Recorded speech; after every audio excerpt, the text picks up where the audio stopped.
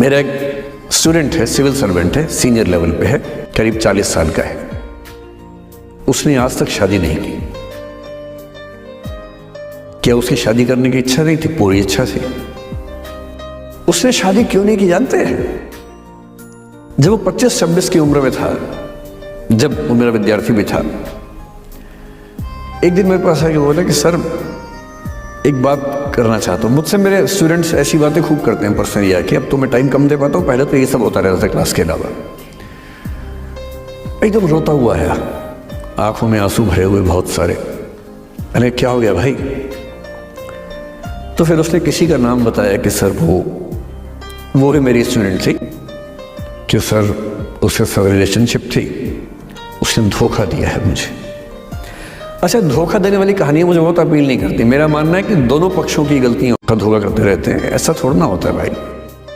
कुछ तो मजबूरियां रही होंगी, कोई यूं ही बेवफा नहीं होता, कुछ तो वजह होगी ना। आप थोड़ा उसकी वजह, उसका भी तो, उसकी कहानी भी तो सुनिए। और मैं जब जब दोनों कहानियां सुनता हूं मुझे लगता है कि मामला ग्रे है। आप किसी एक पे उंगली उठा ही नहीं सकते कि इसने ऐसा किया।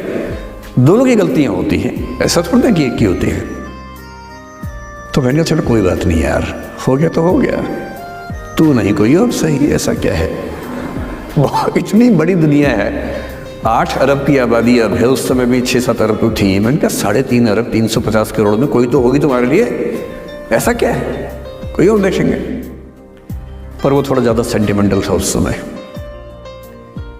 धीरे धीरे पता नहीं उसके मन में क्या बैठ गया, उसके मन में ये बैठा कि दुनिया की सारी लड़कियां धोखेबाज होती हैं। ऐसे मूर्खों की कमी नहीं है दुनिया में, ऐसे मूर्खों की कमी नहीं है दुनिया में, ऐसे बहुत मूर्ख हैं। एक सैंपल से ये मान लेना कि सब ऐसे होते हैं। और उसके बाद से उसने कम से कम 10 बार कोशिश की, 10 लोगों से मिला, बातचीत की शादी के लिए। डेटिंग तो क्या करेगा 40 की उम्र में, लेकिन हाँ बातचीत करके देखा कि शायद रुचियां मिल जाए, स्वभाव मिल जाए तो शादी के बारे में सोचें। हर बार 3-4-5 मीटिंग के बाद वापस हट जाता है। जब तक मैं पूछता था, बोलता था कि सर 3-4 मीटिंग के बाद लगता है कि ये भी वैसी ही है। मैंने कहा भूल जाओ भाई, उससे भूल जाओ, बात खत्म हो गई।